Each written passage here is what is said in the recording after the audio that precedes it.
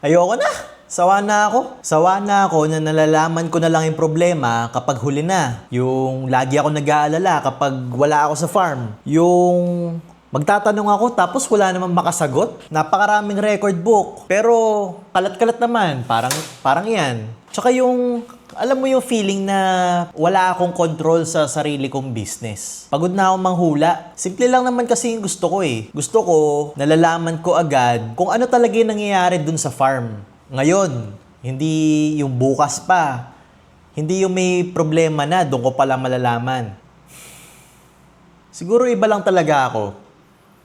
Yung iba kasi nakatingin sa manok. Ako, nakatingin ako sa computer, sa numero.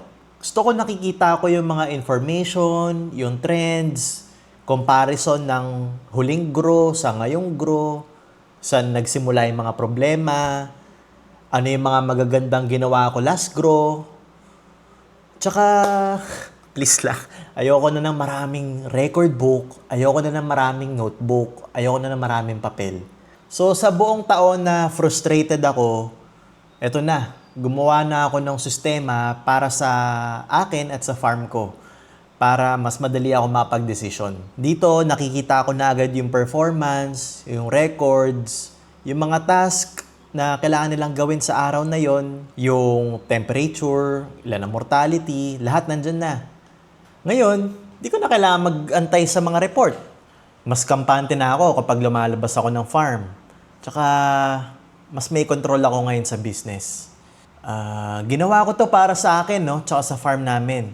Kung paano ako mag-isip, kung ano yung mga kailangan kong makita, yun yung nilagay ko dito sa app ko. Kaya hindi ito para sa inyo mga ka-poultry, sorry.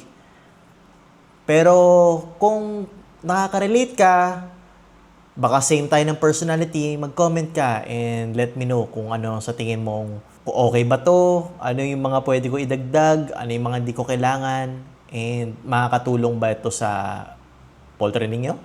Let me know. Mga ka-poultry, hindi pa tapos yung app ilang linggo ko pa lang yung ginagawa and marami pang mga revisions yan. Pero hindi ko nga alam kung i-share ko sa inyo eh.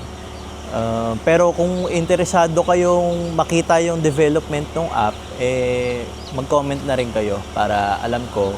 Kasi baka gumawa ako ng video, ayaw nyo naman pala. Sayang lang. So, ayun. Thank you so much.